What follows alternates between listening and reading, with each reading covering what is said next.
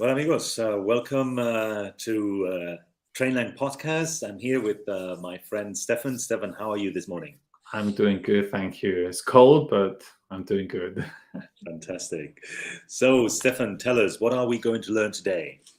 Well, we're going to learn something that can be quite tricky for our students. And we're going to look at gerunds and infinitives. Now, gerunds are not present continuous, okay? But we have to mention that present continuous uses a gerund, okay? But gerund is just a verb with ing. That's it, okay? No, we don't need to use the verb to be.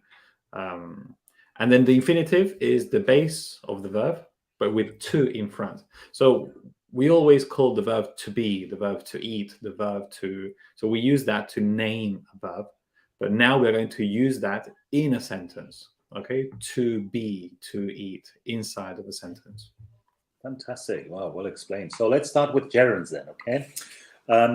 Maybe we can talk a little bit about the position, okay? Because this is an important part about when to use a gerund, when to use an infinitive. I think our B2 students might be wondering, okay, but when do I use one? When do I use the other? Okay, so we must say that gerunds are common in the subject position. Okay, subject position. Why? Because infinitives would be not common, too formal. Okay, so just to give an example on how this could be said. Shopping. Shopping is my favorite hobby. Just shopping, the subject. So I use a gerund. Or another one. Working out. Well, has improved my health. Working, not to work, but working, because it's a subject. So that our students can understand it better, we can change that working out for a noun. Like, for example, vegetables have improved my health. Now, but if we take vegetables out, which is a noun, and we put in a verb, okay, so working out has improved my health. Or for example, you said something was my favorite. Shopping. Mm-hmm. Okay, so you can say red is my favorite color. Okay, so red is a noun, but if what is your favorite is an action, for example, running is my favorite sport, then that's when we use a gerund. I like to use, for example, this example. I don't know, fish are so boring. Okay, but fish is a noun. But running is so boring, now that's a verb and it's boring. So we use a gerund in those situations. Fantastic. So let's find another common position for gerunds, and that is after a preposition. And friends, this applies to all prepositions, including phrasal verbs, which I think we will talk about phrasal verbs maybe in another future podcast. But all prepositions are included. Okay, so for example, just I will give you a couple of examples. Maybe later on, just Stefan, you can give another.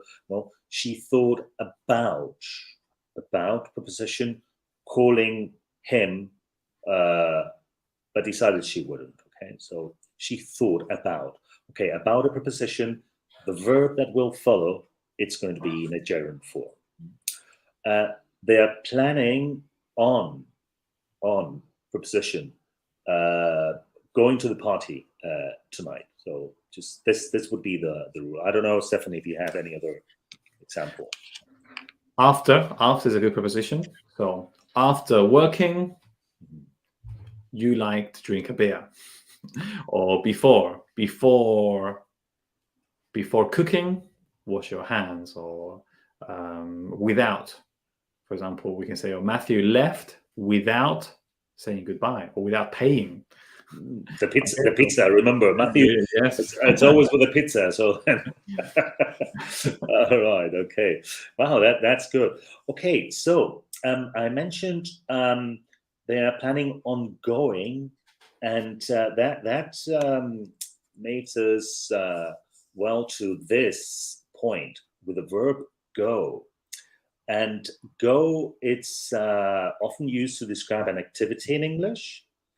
So no matter the tense use, go is always followed by a gerund.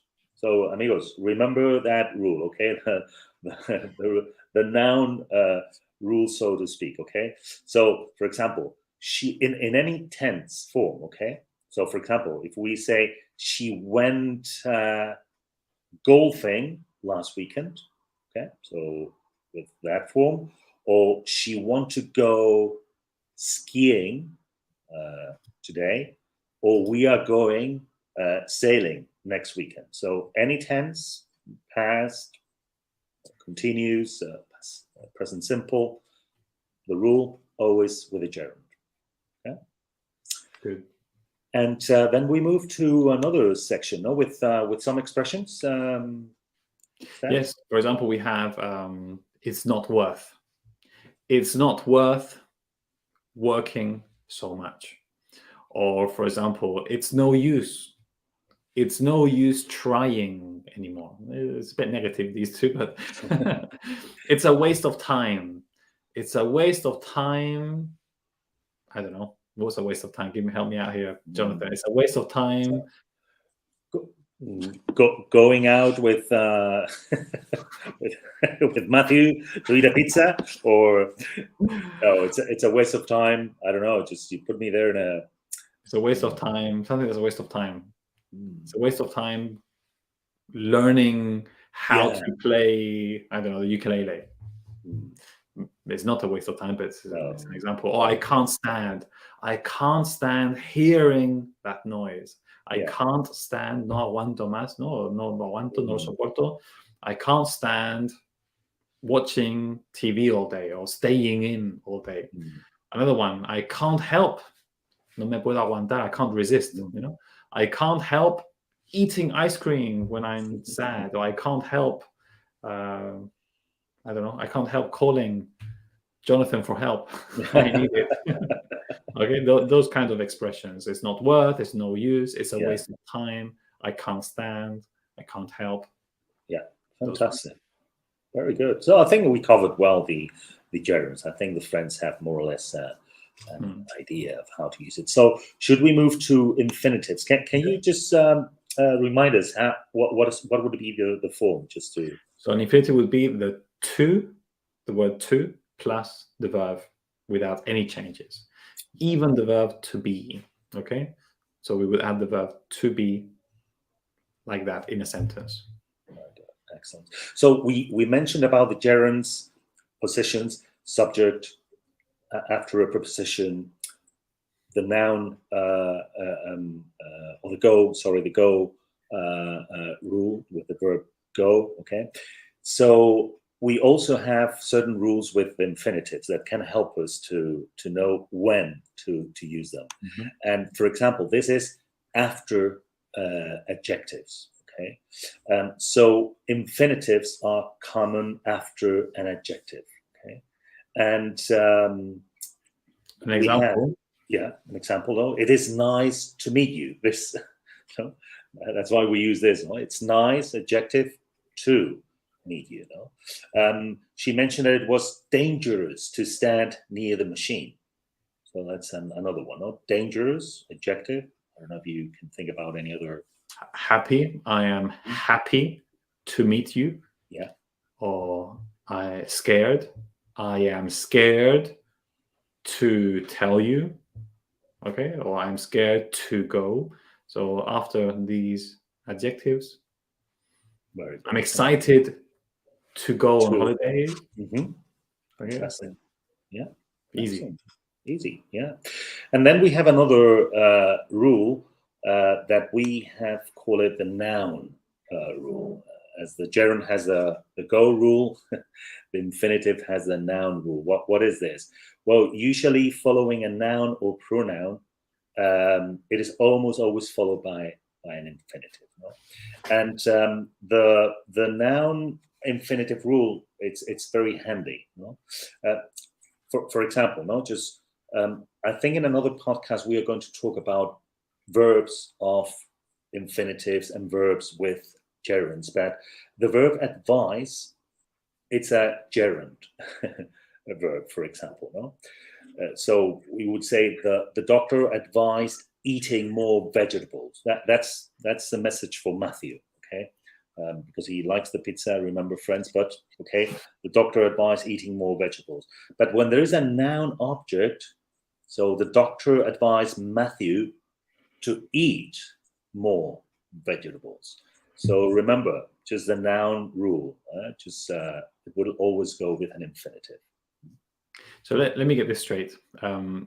Because you said we will explain in a future podcast that there are some verbs that always use infinitives and some verbs that always use gerunds. Yeah. Okay, but after, let's use a gerund verb. I enjoy eating. Yes. Mm-hmm.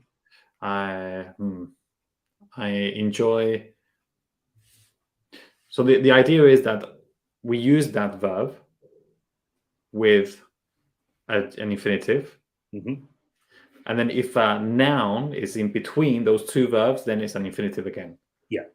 Or it doesn't matter if it's a gerund. If there's a noun between, then the next one is an infinitive. Very good. Yeah. I think some of our friends learning English, they know that the rule verb, it's very important with gerunds and infinitives. No? But the noun rule, it's more important than the verb rule in this case. Okay. So maybe that's something we can keep in mind. I could say, for example, I'm calling you to say sorry. Yeah. I use the noun between. Very good. Yeah, okay. That's right. Okay, I think with this, more or less, we have covered well, no, the infinitives and gerunds. So you told me that in a future podcast. That's it. We haven't finished with these because there's a lot of information to cover. So some verbs, depending if it's a gerund or infinitive, the meaning changes. Okay, there are not many. There's only a few, and then other verbs only use gerunds or only use infinitives. So we will be covering that in the next podcast. Very good, fantastic. So just to conclude, Stefan, just if our friends just want to visit us, where should they go? So they should go to campus.trainlang.com, and there they can read explanations. They'll probably see videos about it. They can practice. There are some activities that they can do by themselves, others that they will have to do with their teacher. And the first lesson is free, so we encourage everybody to just have a look and try one of our free lessons. Fantastic. Well done. Well, thank you, friends. See you next time. Bye-bye. Thank you, Jonathan. Bye-bye.